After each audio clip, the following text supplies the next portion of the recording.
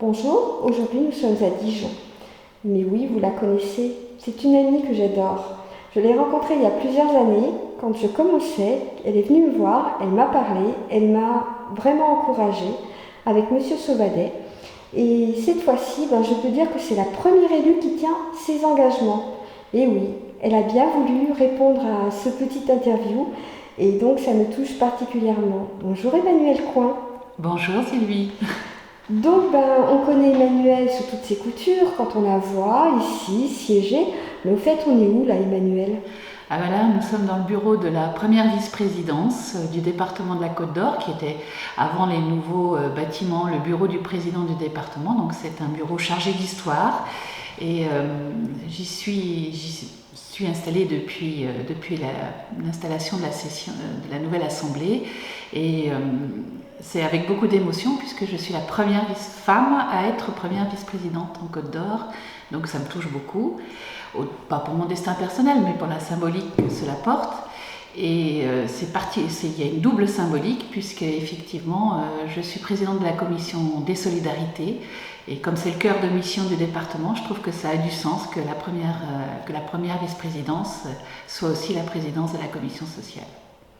Et si on dévoilait un petit peu du voile d'Emmanuel Coin, parce qu'on connaît Emmanuel Coin sur tous les fronts, mais je suis sûre qu'on ne connaît pas les hobbies, ce que tu aimes et ainsi de suite. Est-ce que tu veux bien nous en parler un petit peu, s'il te plaît? Je suis un livre ouvert, donc je suis infirmière de formation, donc j'ai toujours aimé m'occuper des gens, être utile. Donc j'ai fait pas mal d'associatifs avant d'arriver en politique, qui est finalement une continuité de l'engagement citoyen. Mais je dirais que ma colonne vertébrale, c'est ma famille. Je suis mariée depuis 32 ans avec Raphaël et j'ai 3 enfants. Un garçon qui a 27 ans, qui habite dans la région parisienne, et une fille qui a 25 ans, qui habite à Chalon-sur-Saône. Et ma petite dernière qui, depuis peu, s'est installée avec son amie en Saône-et-Loire, voilà, à Saint-Martin-en-Bresse. Donc une famille qui n'est pas trop éloignée, hein. Je ne vis pas ce que vivent certaines personnes où il y a vraiment beaucoup de distance entre eux et leurs enfants.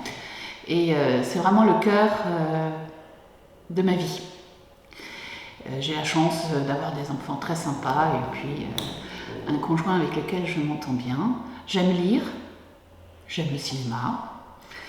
Un petit peu frustrée depuis 2 ans. J'aime beaucoup aussi la musique. Je suis j'ai des goûts très élargis, du classique, du lyrique, j'aime beaucoup le jazz, et puis la variété bien sûr. Et puis je suis une marcheuse.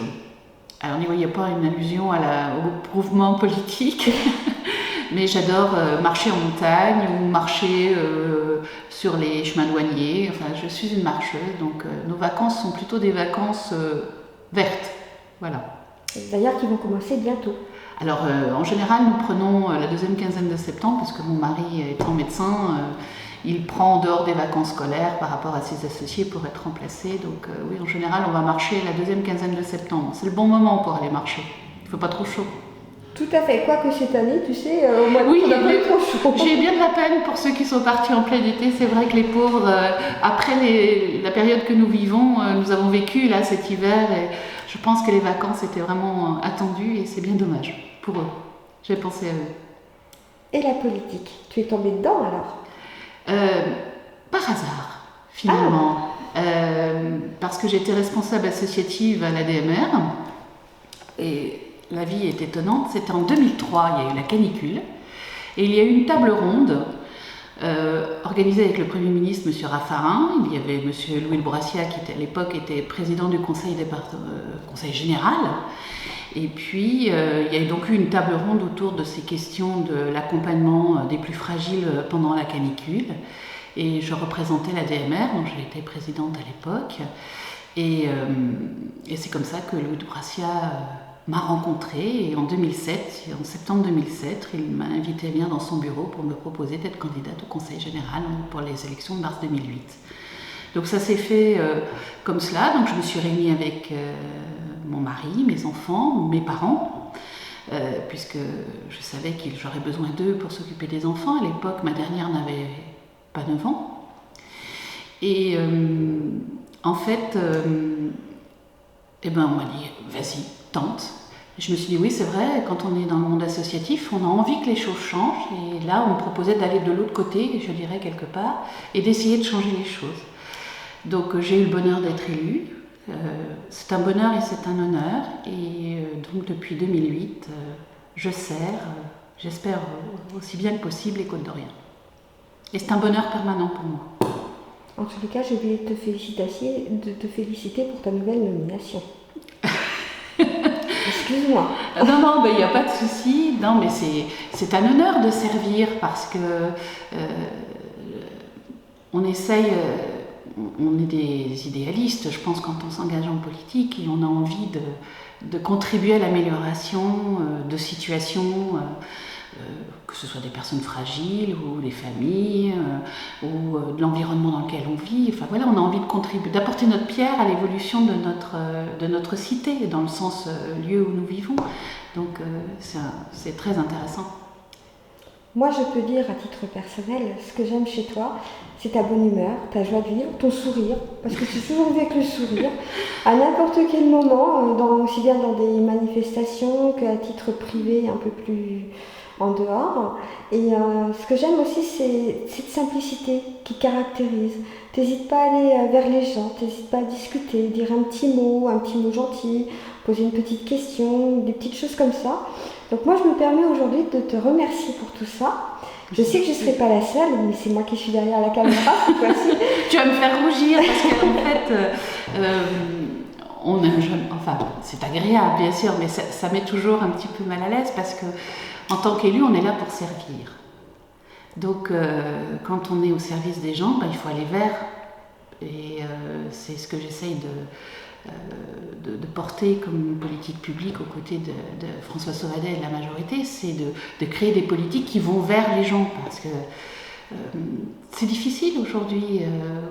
Alors qu'on a plein de moyens de communication, je trouve qu'il y a plein de gens qui sont tout seuls. Tu vois, là, je viens de faire une campagne électorale. J'ai fait du tractage dans mon canton, comme tous les candidats, j'imagine. D'ailleurs, on va dire quel est ton canton ?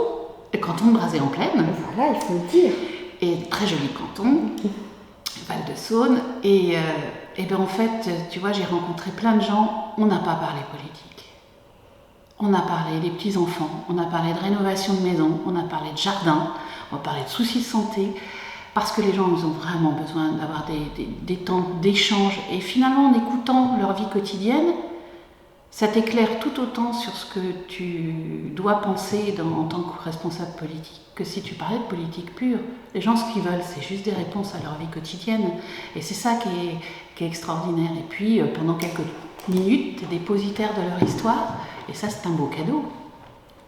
Mais comme je te l'ai dit, tu es une élue qui tient ses promesses. La preuve, je suis là aujourd'hui. Moi, je peux dire que non seulement tu essaies, mais tu le fais.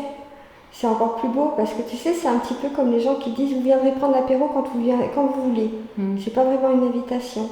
Toi, c'est toi qui m'as contacté, qui m'a dit « allez Sylvie, on y va ». On a fait cette interview. Donc tu vois, c'est quelque chose qui pour moi, c'est touchant. Par rapport à tous les élus que je côtoie. De se dire, voilà, on est arrivé et puis vraiment, sincèrement, tu peux pas savoir le plaisir que j'ai que tu sois la première à faire cette petite, on va dire, ce petit fil rouge, parce que je sais qu'il y en aura d'autres derrière, mais je te dis... J'espère.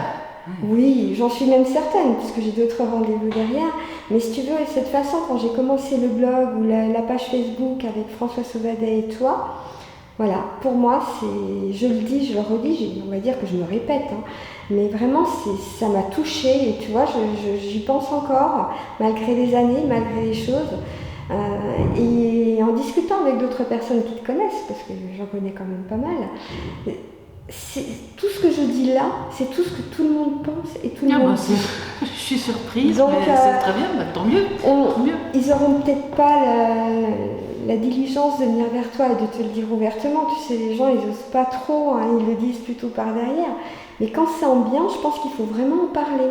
Ah, t'inquiète pas, quand c'est en négatif, ils nous le disent en face. Ouais, mais en général, ils disent plus le négatif. Moi, oui, les élus se font plus disputer que remercier, c'est vrai. Le négatif, ça passe toujours. Et moi, ce qui m'étonne, c'est quand je remercie quelqu'un, quand je félicite quelqu'un, ils disent « Ah oui, Ah bah oui, mais c'est tellement rare que ça surprend.